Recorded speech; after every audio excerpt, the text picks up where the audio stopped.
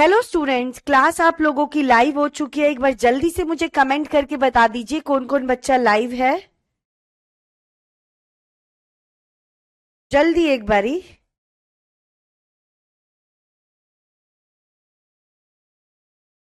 कौन कौन बच्चा लाइव आ गया है मुझे कमेंट करके एक बार जल्दी से बता दीजिए।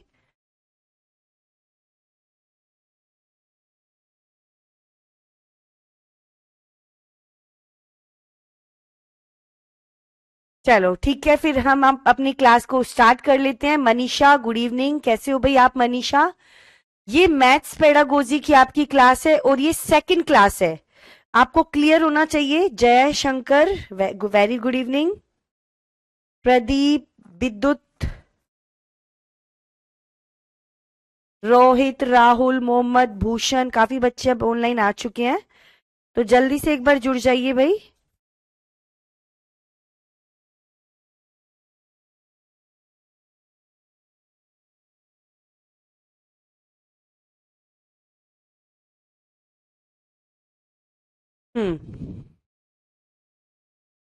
गुड इवनिंग सभी को।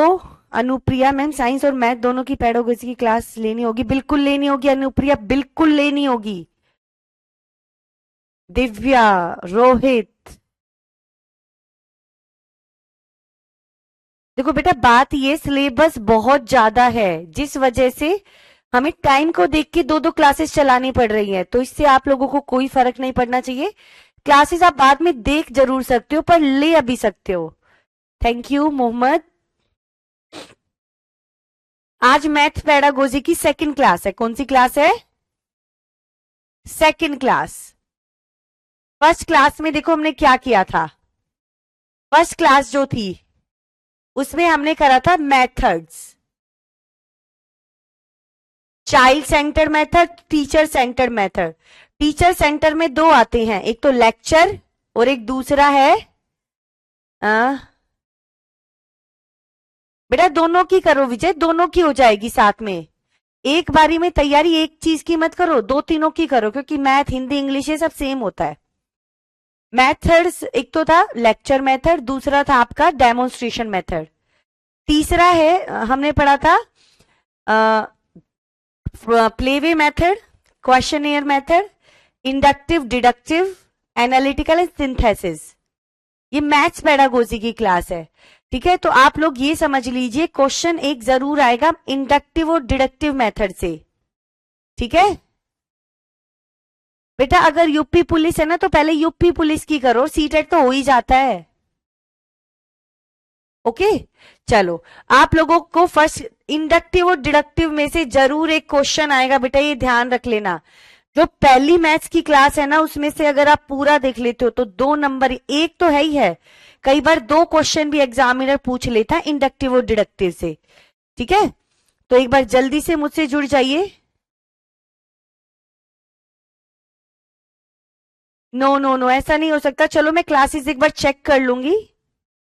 अमोदिता, आपने ऐसा बोला है तो मैं जरूर इस चीज को चेक करूंगी।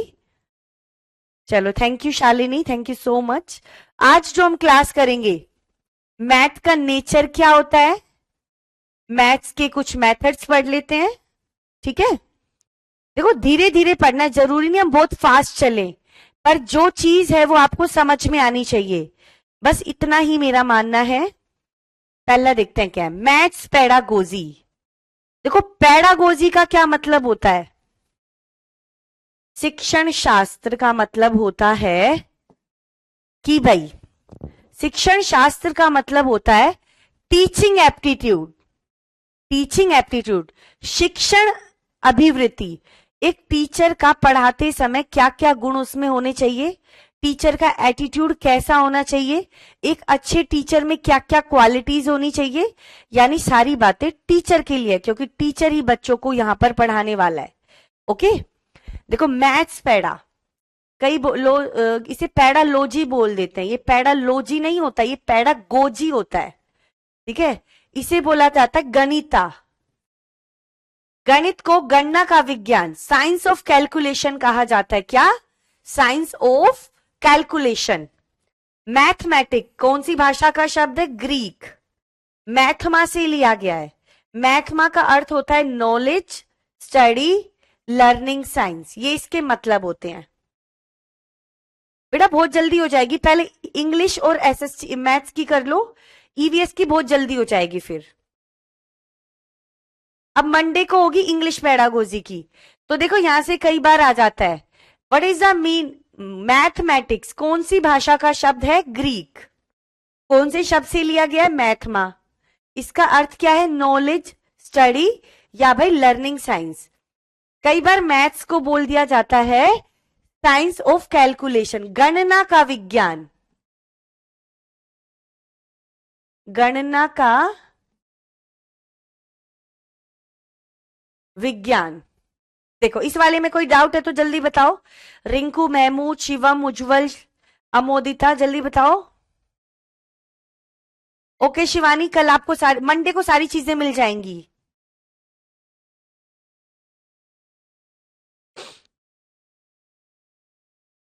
बताओ बेटा, इस वाले पेज में किसी को डाउट है तो बताओ, फिर हम आगे चलते हैं। चलो एक बार जल्दी से देख के मुझे बता दीजिए।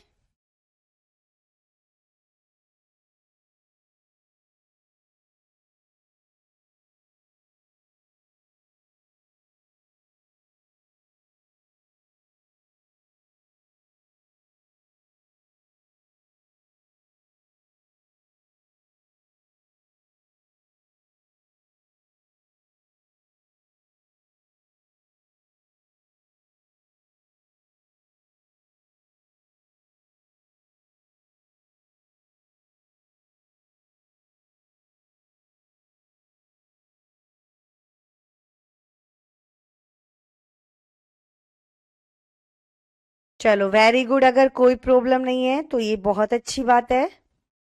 चलो आगे देखते हैं। मैथमेटिक्स का क्या नेचर होता है? कई बार क्वेश्चन में आता है नेचर ऑफ मैथमेटिक्स कंक्रीट या एब्स्ट्रैक्ट, ये जरूर क्वेश्चन में आ जाता है।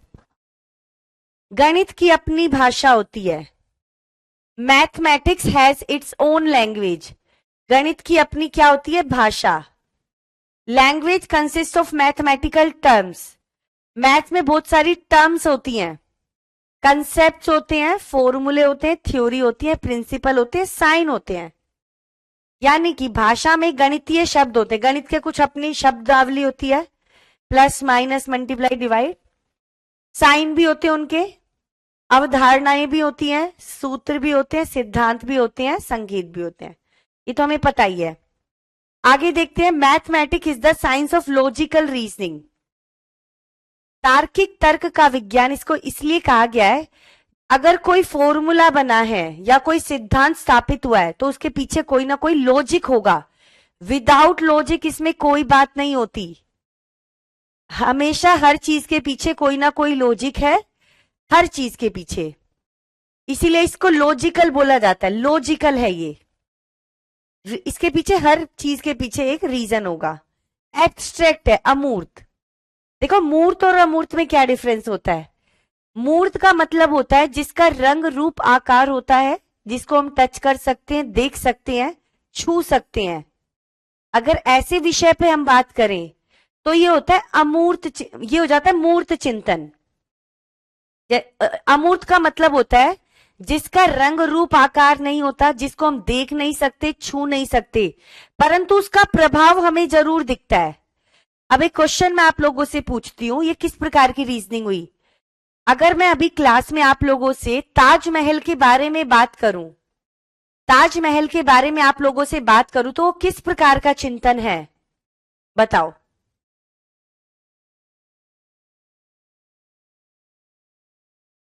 बताओ किस प्रकार का चिंतन है?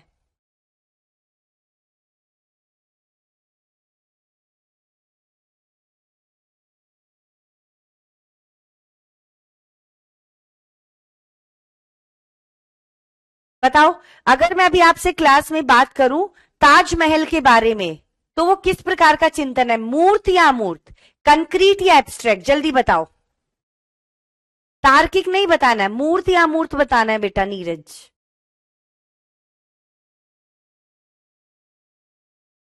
देखो मैंने एक चीज बोली है, सामने हो या ना हो, पर वो वस्तु कैसी है वो देखो। सभी ने गलत आंसर दिया, अभी तक किसी ने भी सही आंसर नहीं दिया।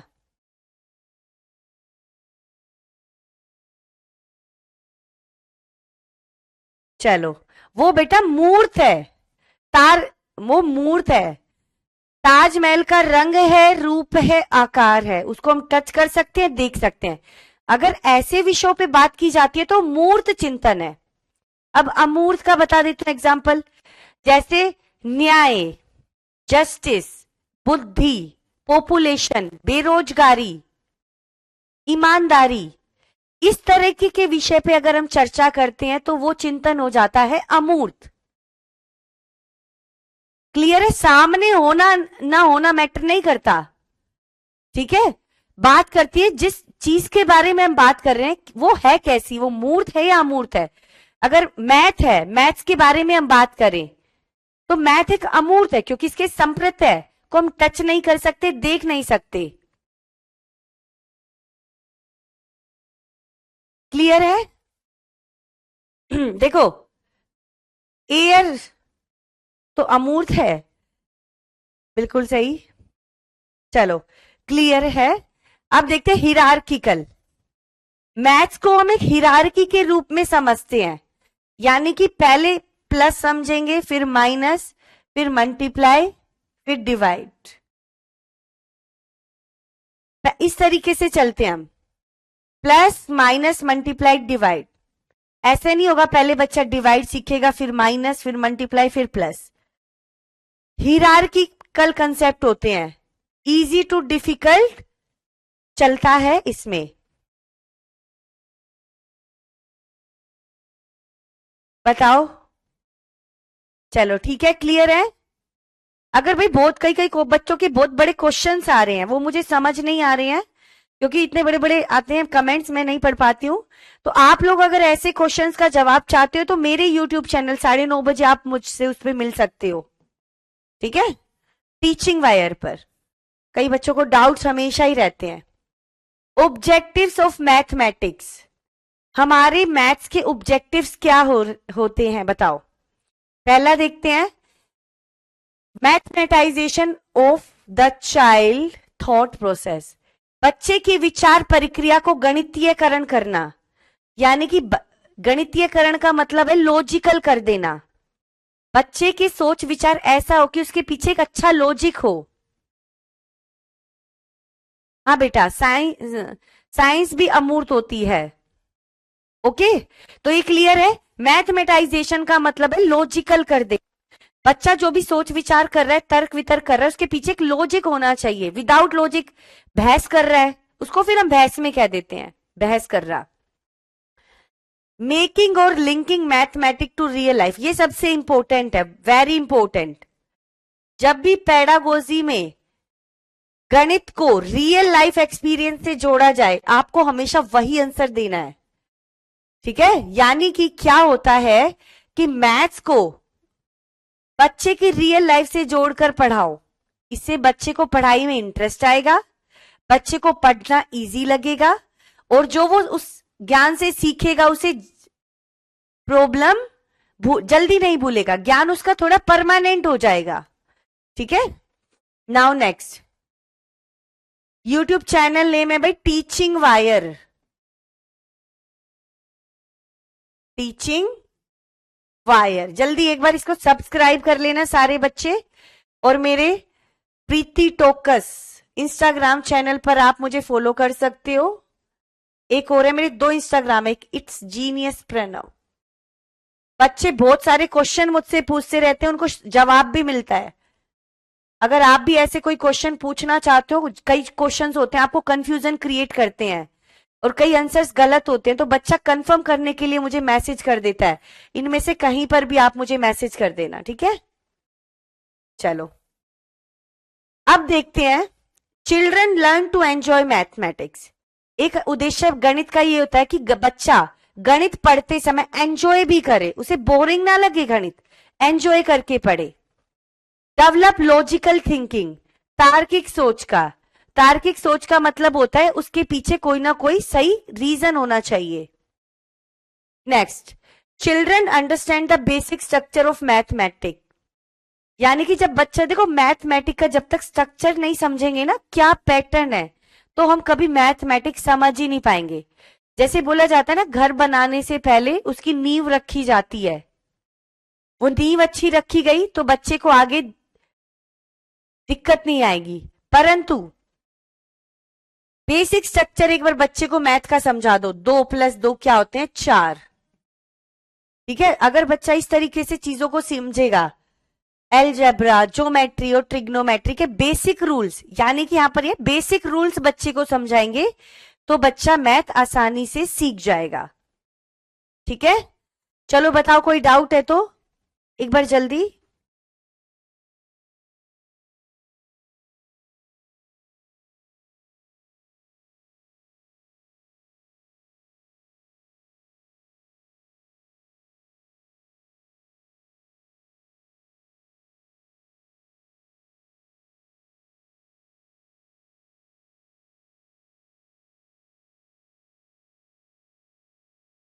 चलो, ये पांचों चीजें या हो गई है क्लियर, आगे चलते हैं। अब कई बार जॉर्ज पोल्या का एक डायग्राम आता है। According to George Polya, there are 2 aims of teaching mathematic in school. George Polya का जरूर आता है कई बार क्वेश्चन। जॉर्ज पोल्या ने बोला है गणित पढ़ाने के 2 उद्देश्य होते हैं, एक तो नैरो एम्स होता है, एक ब्रॉड एम्स होते हैं। ठीक है, यानी कि क्या होता है, नैरो एम्स का मतलब होता है छोटा उद्देश्य, यानी कि गणित बस इतनी सी पढ़ा दो ताकि बच्चा अपने जीवन में गणित से संबंधित कोई भी कैलकुलेशन हो कर ले, पैसों का हिसाब किताब रख ले, हिसाब किताब घर का रखना सीख जाए। ठीक है, और अपनी बेसिक कैलकुलेशन अगर बच्चा सीख जाता है तो वो अपना जीवन यापन करना सीख जाएगा, यानी कि उसके साथ पैसों की गड़बड़ी नहीं हो पाएगी। ठीक है, तो ये हो गया सिर्फ बेसिक कैलकुलेशन सिखाना, नैरो एम हो गया। अब आता है हाइयर, हाइयर या ब्रॉड एम, व्यापक उद्देश्य है। व्यापक उद्देश्य का मतलब ये नहीं है कि बच्चे को सिर्फ बेसिक मैथ समझाना। ठीक है, चलो भैया लोग, आप तो अभी से इतने भड़कने वाले बच्चे हो, कैसे टीचर बनोगे आप, हैं? बच्चों के कमेंट देखो भाई साहब, मुझे तो बहुत हंसी आ रही है। चलो कोई नहीं। हायर रिसर्च, हायर का मतलब होता है कि मैथ्स को, मैथ्स का जो होता है उद्देश्य क्या होगा हायर में, कि बच्चा मैथ्स को, मैथ्स से रिसर्च करे और पीएचडी करे, मैथ्स से कुछ बड़ा आविष्कार करे।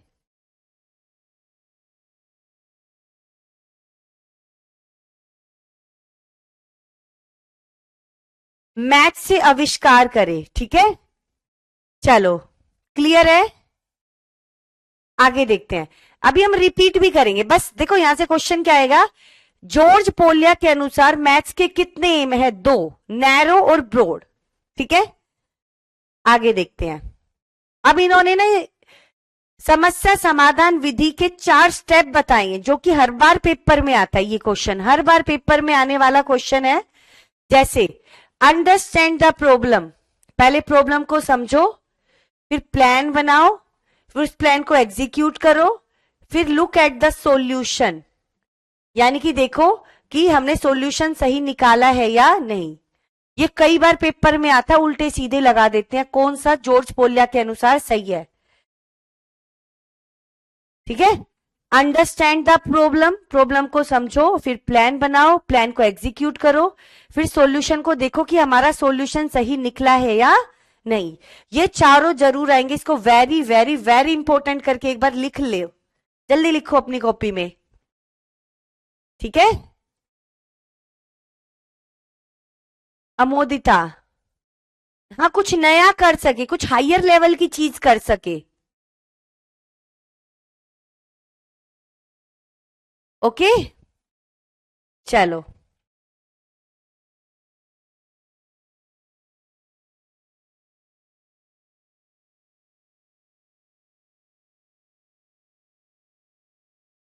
हाँ, जॉर्ज पोलिया से कई बार क्वेश्चन आ जाता है। अकॉर्डिंग टू एनसीएफ 2005, एनसीएफ 2005 ये बेटा सभी के लिए है कोमल। एनसीएफ 2005 कहता है ensuring numeracy in all children is important aspect of universalization of elementary education। सभी बच्चों में विनम्रता सुनिश्चित करना प्रारंभिक शिक्षा के सार्वभौमिकरण का महत्वपूर्ण पहलू है। ठीक है, विनम्रता सुनिश्चित करने का मतलब यहां पर यह है कि बच्चे के अंदर कुछ ऐसे गुण होने चाहिए जो उसको एडजस्टमेंट में हेल्प करे। न्यूमरेसी चीज बच्चे को सिखाई जाए ताकि उसका प्रयोग करके वो अपने आप को किसी भी एनवायरनमेंट में स्टेबल रख सके। दूसरा, अनकरेज नॉन नंबर्स। देखो, कुछ होते हैं नंबर्स, कुछ होते हैं नॉन नंबर्स, लाइक शेप्स और स्पेस।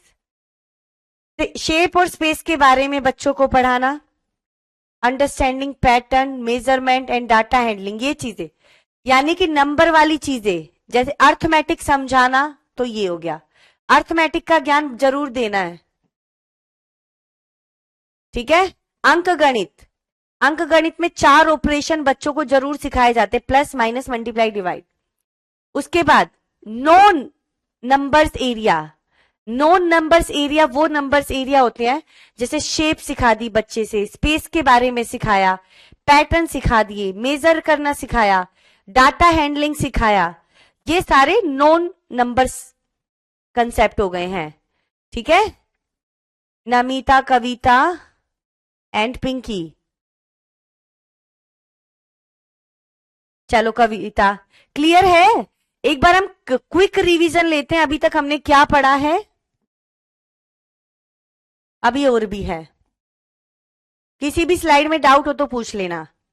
गणित शब्द कौन से शब्द से लिया गया है? ग्रीक वर्ड है जो मैथमा से लिया गया है, यानी कि knowledge, study, learning, science, science of calculation. गणना का विज्ञान बोला जाता है। क्या बोला जाता है? गणना का विज्ञान। ठीक है, क्या पूछो प्रांजल, क्या पूछना है आपको?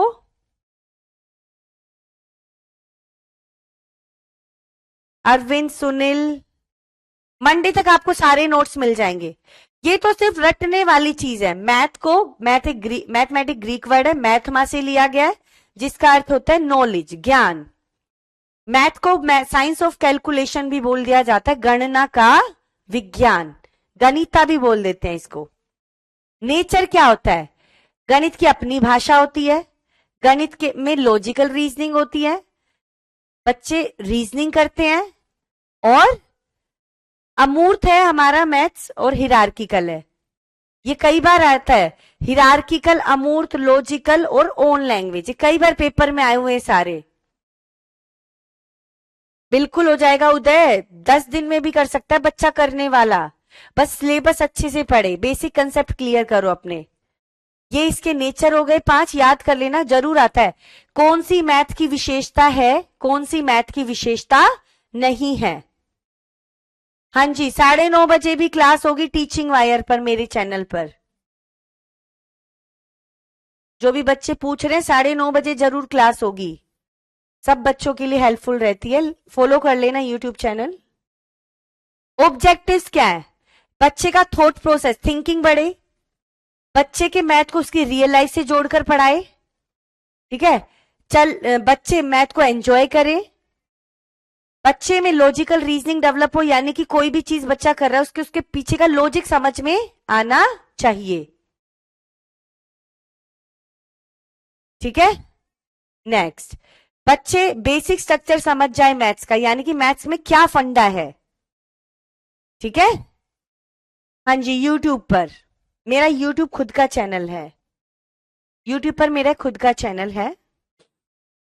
नेक्स्ट, जॉर्ज पोलिया ने कितने एम्स दिए हैं? 2, नैरो, ब्रॉड। ये क्वेश्चन कई बार आता है। दूसरा है, जॉर्ज पोलिया ने प्रॉब्लम सॉल्विंग के कितने स्टेप बताएं, क्वेश्चन कई बार आते हैं। ये मैथ्स पेडागोजी के बेटा बहुत सारे क्वेश्चन है। कोमल, पूर्णिमा, बेटा उदय जो क्लास में पढ़ाया जा रहा है वो पढ़ लो पहले आप। मेरा नेम बेटा प्रीति है, प्रीति टोकस, आप मुझे फॉलो कर सकते हो इंस्टाग्राम पे। चलो पहले तो प्रॉब्लम को समझो, फिर प्लान बनाओ, फिर उसको एग्जीक्यूट करो, और फिर उसको भाई क्या करो, लुक बैक द सॉल्यूशन, क्या हमने सॉल्यूशन सही निकाला है या नहीं, उस पर देखो। अकॉर्डिंग टू एनसीएफ, एनसीएफ कहता है बच्चों को मैथ्स में एक तो नंबर्स का ज्ञान दो, एक नॉन नंबर्स वाली चीजों का भी ज्ञान दो। नंबर्स वाली चीज होती है अर्थमेटिक, यानी कि plus minus multiply divide, basic operations बच्चे को समझाना। नॉन नंबर्स होते हैं जैसे शेप्स, स्पेस के बारे में पढ़ाना, पैटर्न बच्चे को पढ़ा देना, मेजर करना बच्चे को सिखाना, ये नॉन नंबर्स एरियाज हो जाते हैं। तो नंबर्स और नॉन नंबर्स का ज्ञान बच्चे को जरूर करवाना है।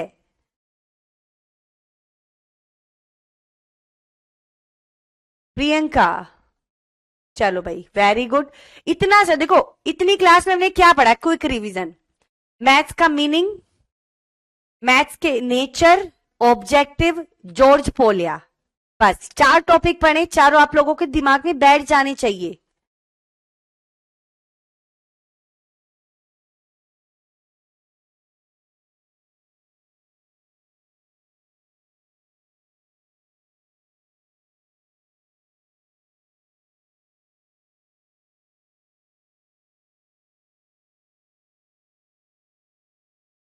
ठीक है बेटा, कोई दिक्कत नहीं है, बाद में देख लेना, आप उसको चैनल से जुड़ सकते हो। अब आगे देखते हैं टीचिंग एड्स क्या होते हैं, कंसेप्ट मैपिंग क्या होता है मैथ्स में, संकल्पना संप्रत्यय। देखो जब हम एक मेन संप्रत्यय समझते हैं तो उसके पार्ट से उसके क्या रिलेशन है, उसको जब हम चित्र द्वारा समझाते हैं तो उसे कंसेप्ट मैपिंग कहा जाता है। जैसे यह एक योजनाबद्ध रेखा चित्र है जो अवधारणाओं के बीच संबंध को दर्शाता है। जैसे 2D क्या होती है, साइड्स हैं, 2D है, नहीं जैसे मैं आपको मेन है शेप समझाना है, 2D shape, 3D shape. 2D shape 4 side की होती है, 3 साइड की होती है। 3 वाली 2D शेप हो गई ट्रायंगल, 4 साइड वाली हो गई स्क्वायर और रेक्टेंगल, 3D हो गया क्यूबॉइड, स्पेलिंग गलत है, और क्यूब, घन और घनाभ।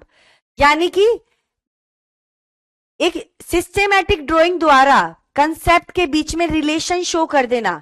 यानी कि 3D एक कैसी शेप है, 2D, स्क्वायर एक कैसी शेप है, 2D हो गया, स्क्वायर की कितनी साइड है, 4। ये रिलेशन समझा देना सिस्टेमैटिक तरीके से, ग्रामेटिकल वे में। ठीक है पूजा, आपकी फर्स्ट क्लास है, नोट्स आप लोगों को मंडे मिल जाएंगे, और जो आप क्वेश्चंस पूछते रहते हैं ना बहुत सारे बच्चे, उसको मैंने सॉल्यूशन बता दिया है। मेरे खुद के चैनल टीचिंग वायर पर भी पूछ सकते हो, इतने बड़े बड़े क्वेश्चन के मैं नहीं दे पा रही हूं अभी जवाब। क्लियर है? हिरार्किकल स्ट्रक्चर, ये कैसा स्ट्रक्चर है, पदानुक्रमिक। क्या है, पदानुक्रमिक, यानी कि कंसेप्ट को के बीच में रिलेशन बताना ड्राइंग के द्वारा, ये हो गया कंसेप्ट मैपिंग। क्लियर है? तो एक बार जल्दी बता दो, जल्दी बताओ ये अगर क्लियर है तो। कंसेप्ट मैपिंग कई बार आता है, ये कंसेप्ट मैपिंग कई बार सीडीपी में भी पूछ लेते हैं, हिंदी में भी पूछ लेंगे, मैथ में भी पूछ लेंगे, साइंस में भी पूछ लेंगे। पूर्णिमा, चलो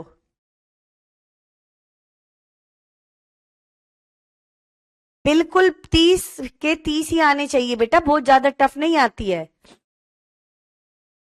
अंपू हैप्पी बर्थडे बेटा, wish you happy very birthday. आप अच्छे से स्टडी करो, आपका एग्जाम क्लियर हो, टीचर बनो आप जल्दी से जल्दी।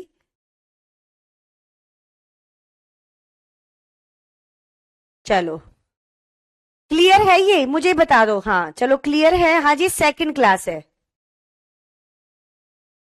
सिमेट्री क्या होता है? सिमेट्री का मतलब होता है सेम, बिल्कुल सेम। किसी चित्र को ऐसे लाइन से हम कितनी लाइनों से काट सकते हैं कि दोनों साइड बिल्कुल सेम चीज आए।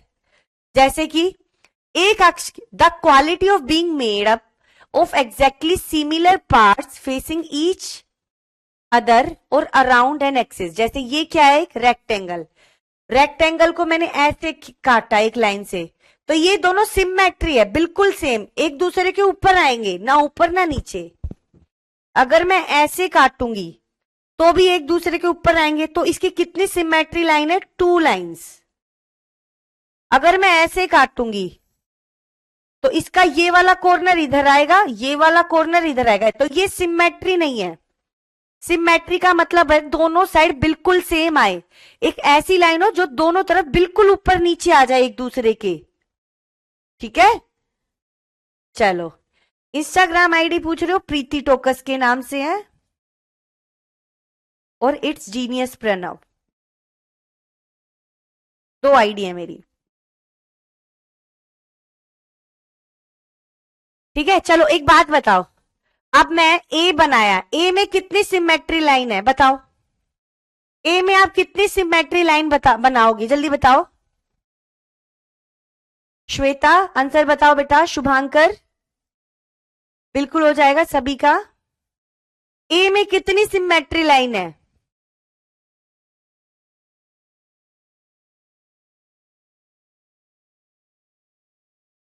अमिता।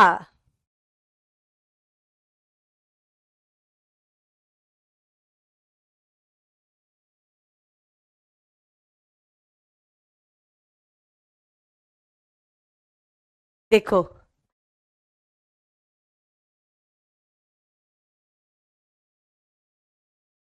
एक है, ये दोनों एक दूसरे के बिल्कुल ऊपर आएंगे। ठीक है, अगर मैं ऐसे कर दूं तो ये दोनों तो ऊपर का अलग पोर्शन है, नीचे का अलग, सिमेट्री नहीं है, तो इसमें 1 सिमेट्री लाइन है। ठीक है, अब मैं आपसे एक और पूछ लेती हूं, जैसे कि भाई बी में कितनी सिमेट्री लाइन है। कई बार ऐसा क्वेश्चन आ जाता है, बी में एक ही सिमेट्री लाइन है, ये वाली सिमेट्री नहीं है, ये हॉरिजॉन्टल लाइन सिमेट्री नहीं है, क्योंकि इधर तो ऐसी शेप है, इधर ऐसी, एक दूसरे के बिल्कुल ऊपर नीचे नहीं आएंगे, दोनों साइड बिल्कुल। इसके नीचे भी अगर ऐसे होता, ऊपर भी ऐसे होता। अब देखो मैं ऐसी एक शेप बनाई मैंने, इसमें पहले बी में बताओ, चलो बी में कितनी सिमेट्री लाइन है, जल्दी बताओ।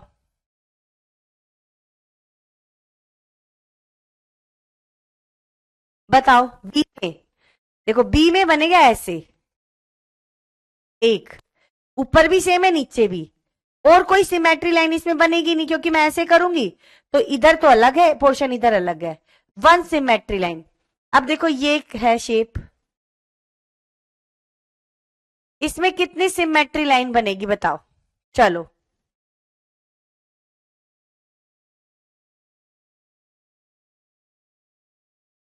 बताओ,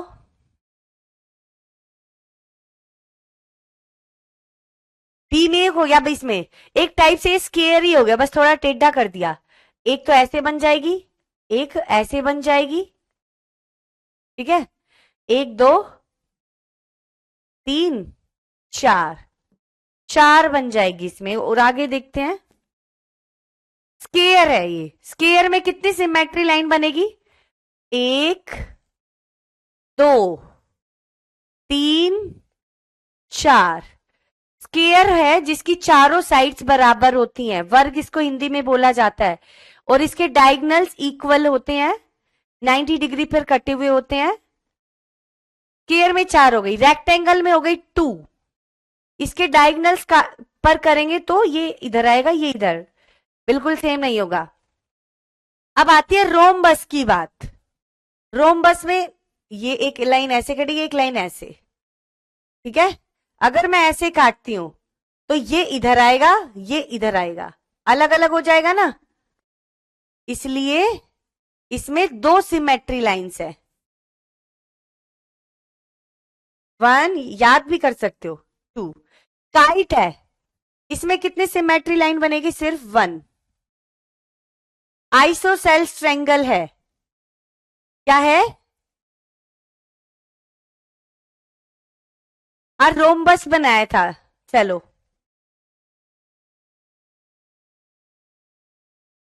रोम्बस में 2 आएगी, बिल्कुल, very good Neha,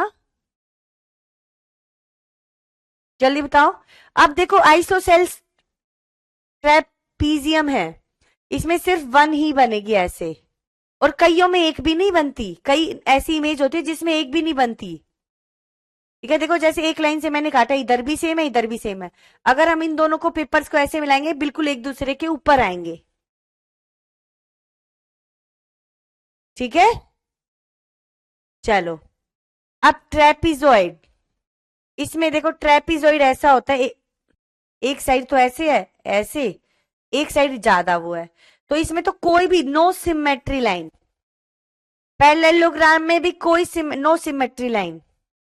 equilateral triangle में 3 बनेगी, 1 2 3। आइसोसेल्स ट्रायंगल में 1 सिमेट्री लाइन। कोई सर्कल में बताओ कितनी बनेगी?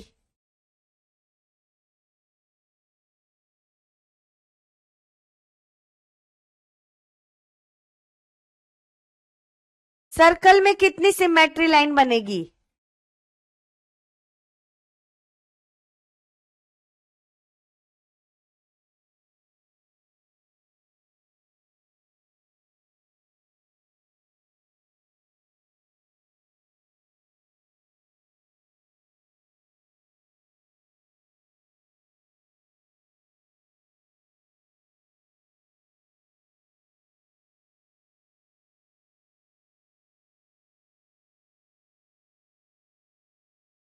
इन्फिनिटी, बिल्कुल सही, कितनी भी बना लो उतनी बन जाएगी। ओ में बताओ, ओ में,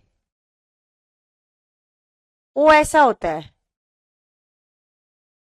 इसमें 1 2 2 बनेगी, ओ में 2 बनेगी, सी में कितनी बनेगी? 1, डी में कितनी बनेगी? 1। बेटा सर्कल में इन्फिनिटी अनगिनत बनती है, कितनी भी बना लो। ठीक है, तो एक क्वेश्चन जरूर सिमेट्री से आ जाता है आप लोगों का।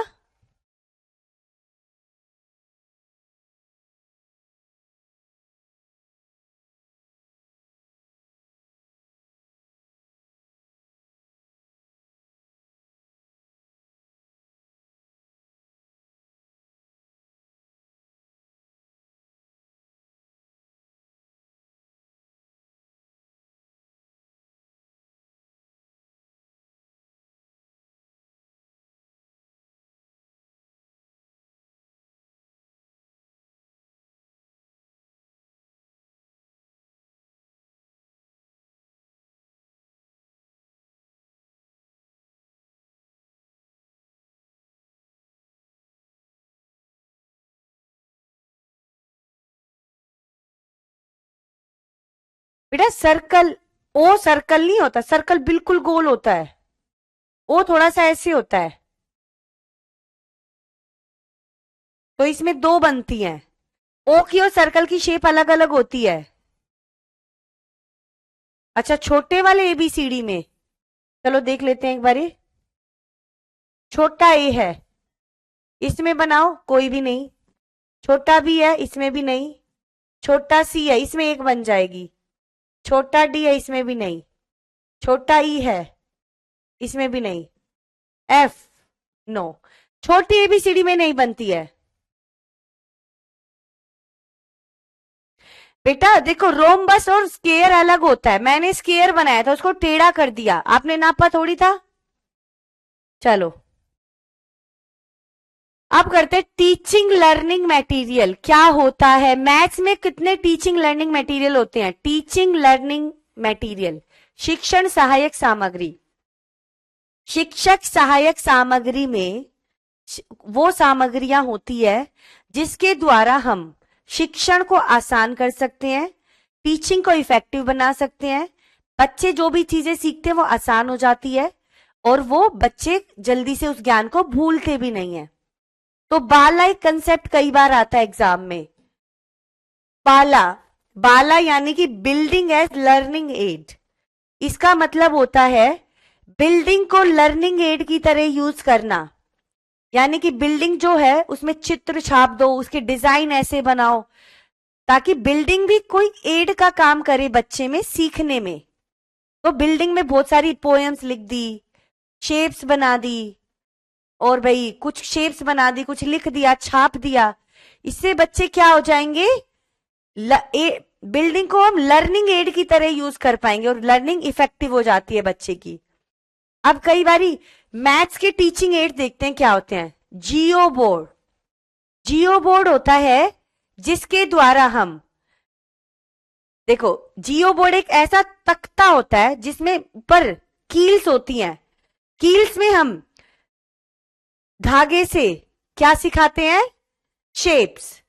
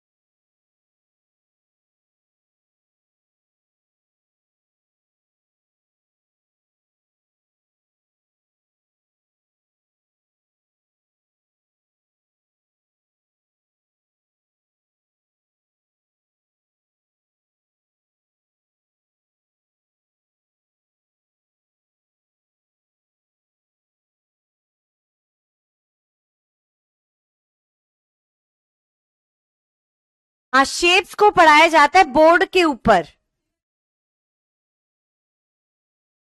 ठीक है।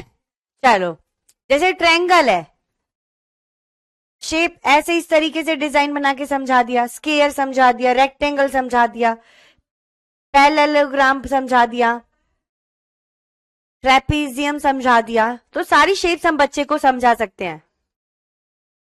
जियो बोर्ड्स के द्वारा हम बच्चे को ज्योमेट्रिकल शेप्स को समझा सकते हैं, उसको मापना समझा सकते हैं, नंबर्स भी समझा सकते हैं, ठीक है। चलो, यानी कि सीधे सीधे शब्दों में बताऊं तो जियो बोर्ड का प्रयोग बच्चों को ज्यामितीय, ज्योमेट्री की शेप्स उनको मापने के लिए सिखाया जाता है, प्रयोग इसका। एबाकस, गिन तारा इसको हिंदी में बोला जाता है। देखो सीधी सीधी बात है, जियो बोर्ड का प्रयोग ज्योमेट्रिकल शेप्स को पढ़ाने के लिए, उसको मापन के लिए सिखाया जाता है। जो एक बोर्ड पर उभरे उभरे बिंदु होते हैं उसके ऊपर बच्चों को शेप सिखाई जाती है, ठीक है। आगे देखते हैं, it is an ancient mathematical instrument, ये सबसे पुराना मैथ का इंस्ट्रूमेंट है जिसके द्वारा हम बच्चे को क्या सिखाते हैं। It is a frame generally of would, ये किसका होता है, लकड़ी का होता है या प्लास्टिक का होता है। That holds road with freely sliding beads mounted on them, जिसमें बीड्स होते हैं, बीड्स हैं, ठीक है। सबसे बढ़िया इसका आंसर ये होता है, देखो जो इससे 3 क्वेश्चन आते हैं कई बारी। एबाकस से हम बच्चे को क्या सिखाते हैं, एबाकस किस प्रकार का मटेरियल है, बहुत पुराना मटेरियल है, और एबिकस से के द्वारा हम बच्चों को कैलकुलेशन सिखाते हैं, बेसिक कैलकुलेशन। बेसिक कैलकुलेशन का मतलब होता है plus minus multiply divide, counting भी सिखाते हैं, बिल्कुल सही, प्लस माइनस मल्टीप्लाई डिवाइड, ये बेसिक ऑपरेशन, रूट्स भी सिखाते हैं और डिग्री भी, बेसिक ऑपरेशंस।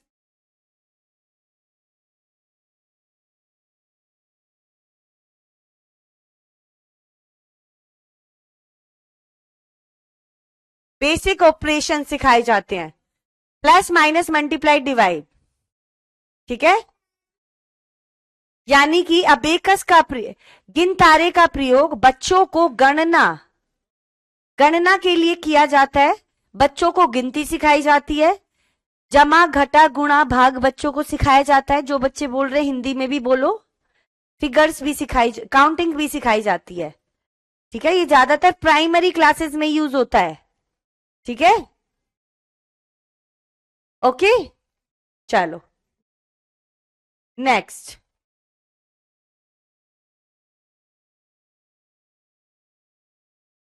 डाइंस ब्लॉक क्या होते हैं, ये बहुत इंपॉर्टेंट है। चैनल विद्या बेटा ऐसे मिलेगा, टीचिंग वायर ढूंढो।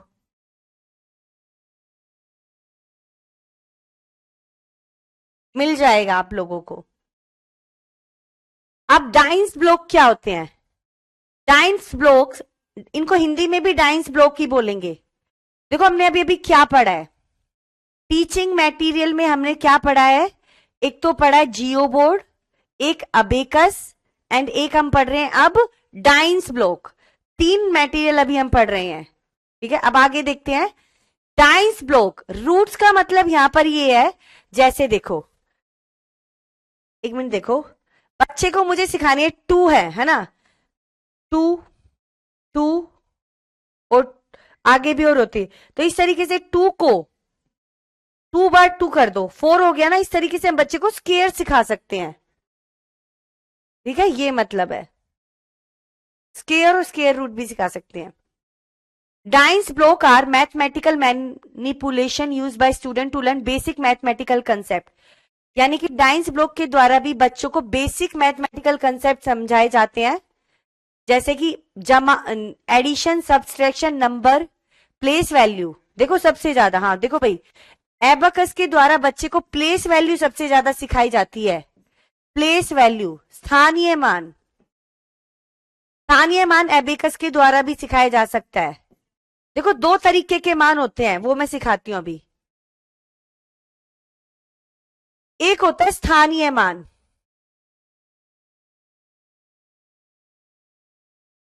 एक होता है इसको बोला जाएगा प्लेस वैल्यू, एक होता है वास्तविक मान, ओरिजिनल वैल्यू। ठीक है, स्थानीय मान जैसे मैंने लिखा 50255, इसमें 2 का स्थानीय मान बताओ, 2 का, यानी कि कितने नंबर से उतनी जीरो लगा दो, 200, ये इसका 2 का स्थानीय मान हो गया। ठीक है, और अगर पूछ लिया जाए, ठीक है, यहां पूछ लिया जाए भाई, जीरो का स्थानीय मान क्या होगा, जल्दी बताओ। फेस वैल्यू भी बोल देते हैं और प्लेस वैल्यू भी बोल देते हैं, बिल्कुल सही। जीरो का स्थानीय मान बताओ यहां पर क्या होगा, चलो बताओ जीरो का स्थानीय मान क्या होगा।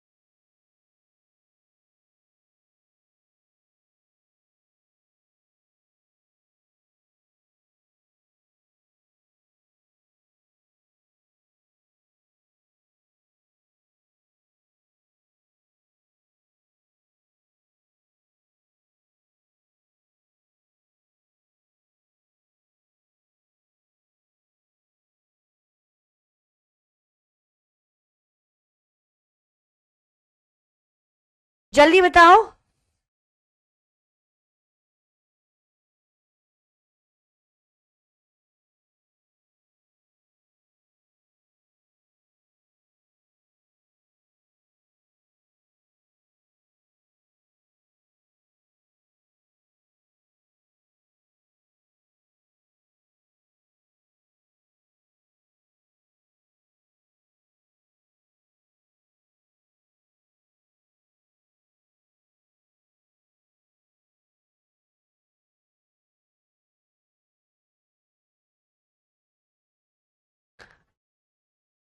अब आ रही है ना साउंड, चलो इसको फेस वैल्यू भी बोल देते हैं, फेस वैल्यू। जैसे 2 की फेस वैल्यू हो गई 2, 5 की 5, जीरो की 0। ठीक है, स्थानीय मान और फेस वैल्यू, जीरो का हमेशा जीरो ही रहेगा। ठीक है, चलो ये क्लियर है। अब पीछे देखते हैं एक बारी। डाइस ब्लॉक का प्रयोग बच्चे को प्लेस वैल्यू के लिए सिखाया जाता है और बेसिक ऑपरेशन के लिए, ध्यान रख लेना। देयर आर 4 टाइप्स, ये 4 टाइप के होते हैं। यूनिट्स, यूनिट्स कितने की होती है भाई बताओ? Units road, flat, cube. Cube तो ये हो गया। यूनिट होती है एक, रोड होती है 1 2 3 4 5 6 7 8 9 10 10 यूनिट्स के बराबर, ठीक है। और फ्लैट क्या होता है? देखो जैसे ये क्यूबॉइड है, इसका नीचे का एक पोर्शन, ये यहां से लेकर यहां तक का और उधर की साइड भी होगा, तो वो हो जाएगा क्या आपका फ्लैट। क्यूबॉइड होता है पूरा स्केयर, 10 का क्यूब, ठीक है। 4 टाइप का होता है डाइस ब्लॉक, जिसमें एक तो होता है यूनिट, जिसमें एक सिंगल यूनिट होगी। रोड में होगा 10 types of unit, 10 types of unit.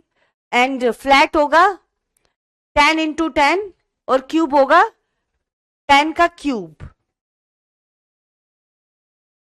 Unit होता है एक पोर्शन, सबसे छोटा पोर्शन।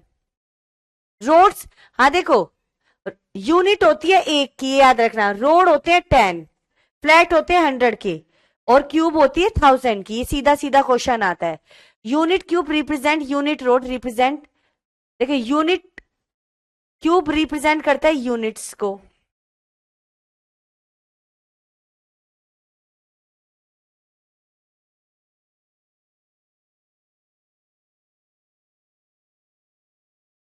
ओके चलो सीधा सीधा सा आएगा। कितने प्रकार का होता है dice block? 4, unit, road, flat and cube. उनकी वैल्यू पूछ लेंगे। क्यूब की कितनी वैल्यू होती है? 1000। रोड की कितनी वैल्यू होती है? 10। इस तरीके से क्वेश्चन आता है। साउंड नहीं आ रही है? अब आ रही है साउंड? हाँ, इकाई धाई।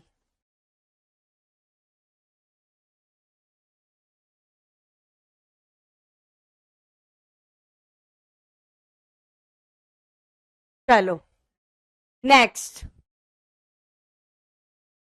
3 dimensional teaching add. These aid provide understanding of real thing. 3 dimensional यानी कि 3D इमेजेस होती है जिससे हमें रियल दिखती हैं चीजें।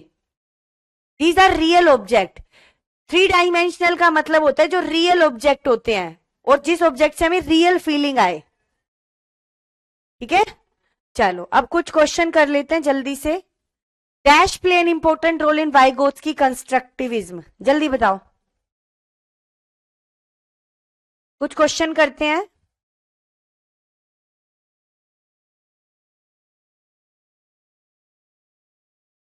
Thank you Lalita.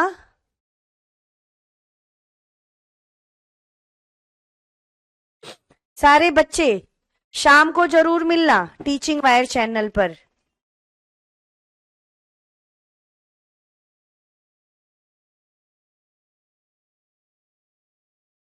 हम्म,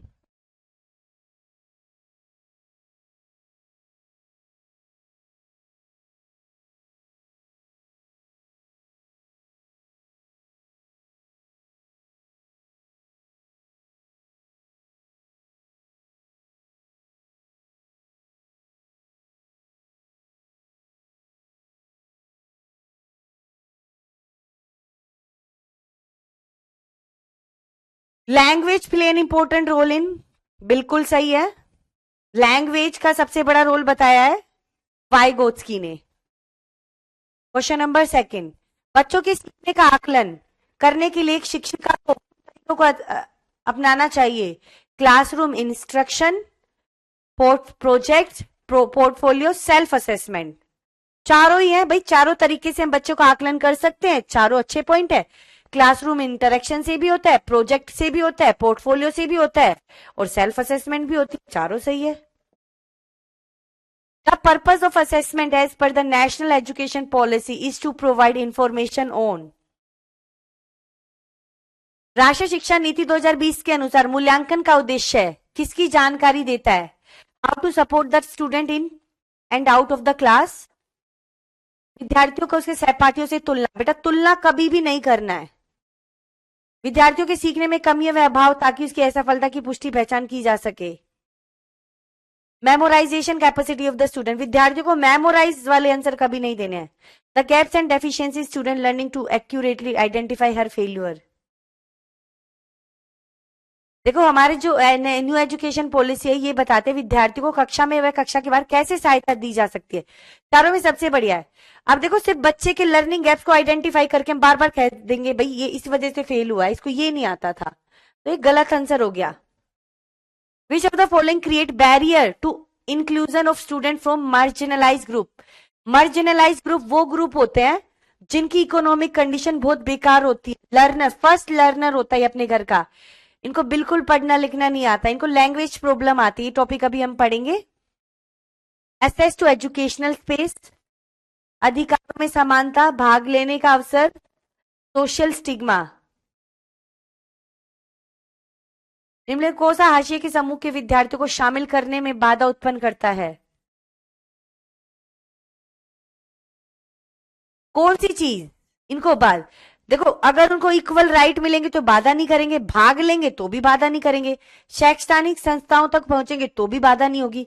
सामाजिक स्टिग्मा, समाज के लोग कहेंगे भाई इन लोगों को हमारे साथ मत रखो, उनको ना अपने साथ बैठाएंगे ना उठाएंगे।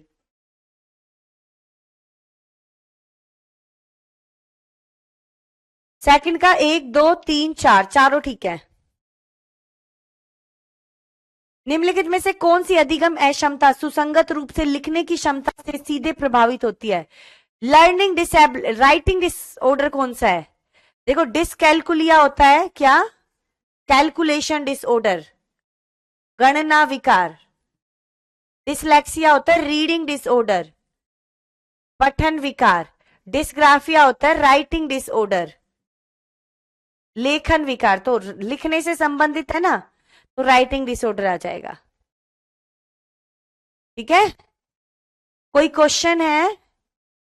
हाशिया का मतलब होता है जो सड़क किनारे रहते हैं, जिनके पास खुद का घर नहीं होता, जिनकी इकोनॉमिक कंडीशन बहुत बेकार होती है।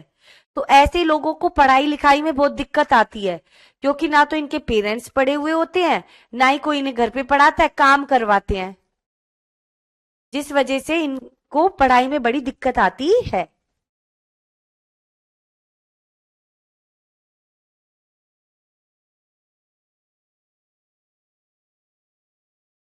अब बताओ डिस्प्रैक्सिया क्या होता है? डिस्प्रैक्सिया का मतलब होता है लैक ऑफ मसल कंट्रोल।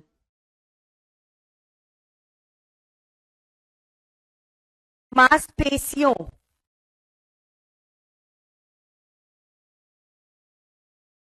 नियंत्रण में,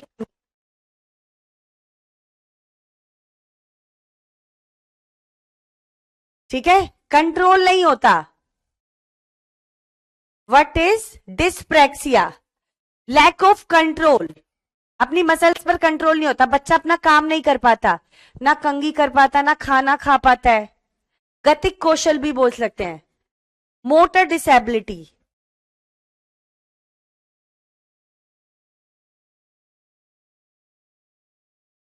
ठीक है। रीडिंग डिसऑर्डर होता है पढ़ना, पढ़ने का मतलब ये नहीं है पठन विकार।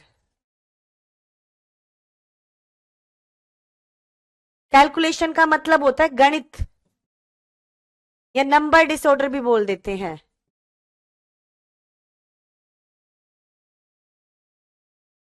ठीक है, कोई डाउट हो तो बेटा कल पूछ लेना। अब हम कल की क्लास में मिलते हैं। Bye, take care, all the best and good night. 9:30 बजे मिलते हैं। कल क्लास नहीं होगी, अब मंडे को क्लास होगी।